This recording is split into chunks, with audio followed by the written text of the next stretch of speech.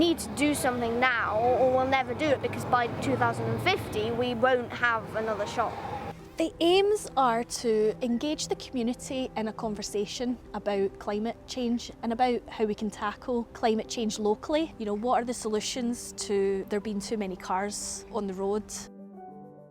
Some of the activities that are centred around our streets Chorlton are physical activities and interventions, and that's mini street projects that we do on the ground to inspire local people. It's about encouraging active travel, it's encouraging walking, cycling, scootering, skateboarding, any way, shape or form to get people out of the cars and around into the community. My Chorlton hope is for more people to ride bicycles to school. My hope for Chorlton is to have more school streets, because then you'll be happier before you go to school and after. Children are very aware of the problems that driving to school creates. They see their parents grumbling as they're sitting in traffic. They know that it's not very safe to cross the road outside school, and they also are aware of climate change, and they are sad about climate change. We talk to the children about what's happening in their street and the problems that they've noticed, and then we follow up with a design workshop where the children have a big map that they can draw on. We talk to them about placemaking, we help them understand the difference between places that are designed for cars and places that are designed for people. Some of their ideas are really practical, like using street trees to prevent pavement parking, narrowing the street to slow down traffic, all kinds of things that would make the street environment nicer for adults who are dropping off at school, like benches for their grandparents to sit on if they're picking them up. I think older people would feel that if there was somewhere they could just rest a minute, it would encourage them to walk more. Of course, it would be helpful, you know, to have a bench here and there.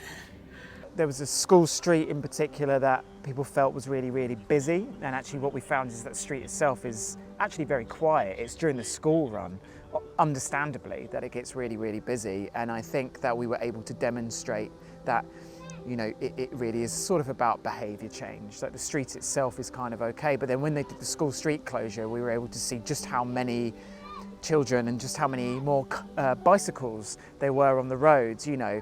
When it comes to kind of traffic calming measures or lobbying the council for things to change, they have that information there in front of them.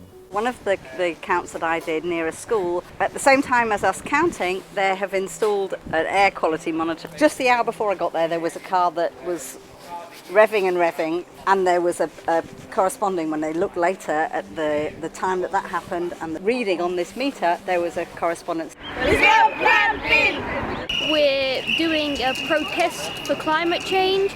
We're trying to get people to walk or cycle to school.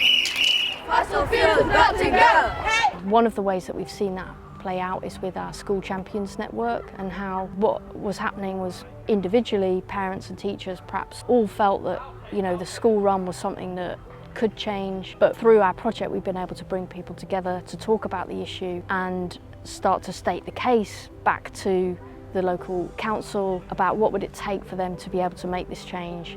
They need safer streets, perhaps they need things like bike storage at school. So that would be a real measure of success, is that if we've enabled groups of people to come together to state more clearly what it is that's going to help.